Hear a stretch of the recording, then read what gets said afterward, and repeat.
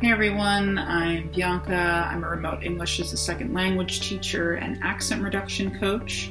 And I just wanted to hop on here and share some useful lesson plans that can help get your students to talk more, can help them recall their vocabulary words, and start using all of the useful information that you've taught them. I know we've all been there at the end of class, you've done the whole lesson plan, and now it's time to put all of this information to use, and it's hard to know how. So these lesson plans, activities, exercises, whatever you want to call them, are just a great thing to have in your back pocket to just sort of pull out at the end of class or even at the beginning of class as a warm-up.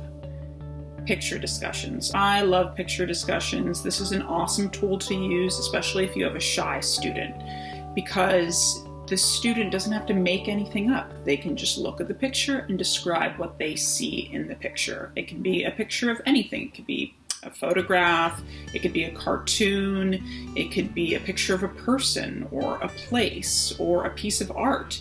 You can start a discussion on the picture. Would you buy this piece of art? Do you like what you see? Is it ugly? Is it beautiful? Are there any adjectives that you can use here that we've learned in the lesson today? Theme-based questions. Have a set of questions around a specific theme. Today I want to talk about technology, movies, food, Mother Nature, whatever it is.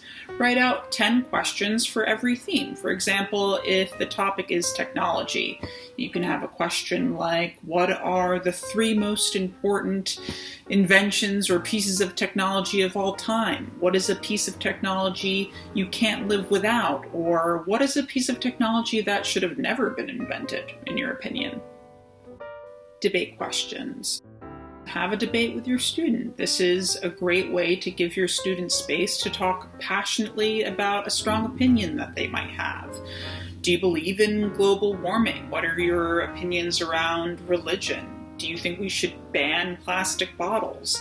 It's also a great opportunity for them to get cultural insight into some discussions that are happening outside of their country. You can provide them with that information. Of course, you want to use discretion here. I don't want you to get into an argument with your student.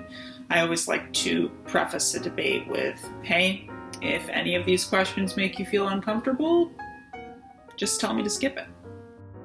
Name 3. This is a fun and quick exercise that I really love to use as a warm-up. It might seem really easy at first, but I find that even my most advanced students really struggle in recalling some of their easy words. It could be name 3 words that rhyme with brown. Name 3 items you would find in a bathroom. Name 3 adjectives that start with the letter D. Name 3 types of shoes. Yeah, your student knows the word shoes, but do they know sandals, dress shoes, sneakers? Maybe not. It's a great opportunity for you as a teacher to identify what types of vocabulary maybe you need to review and work on. Description game.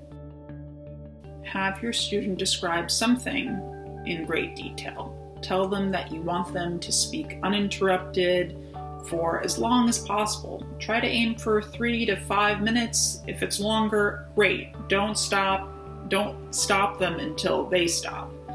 Tell them that you're going to take notes while they're talking, just in case they make any mistakes or maybe aren't using the right words.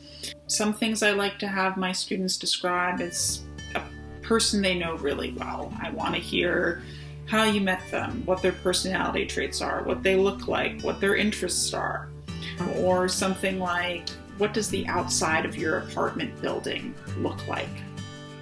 You know, students can really struggle with that type of vocabulary. They might not know the word for, roof shingles or something like that. Another way of doing this activity is by having a list of relatively simple words like apple, smoke, friend, underlining a word and having them describe that word in great detail without ever saying the word.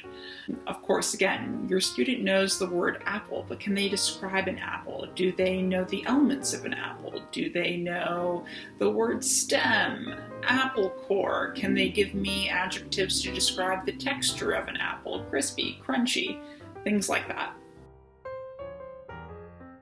I hope you found this video useful. Please leave me some comments down below. I want to hear some more suggestions, and let me know, how do you keep your lessons fun, dynamic, and effective?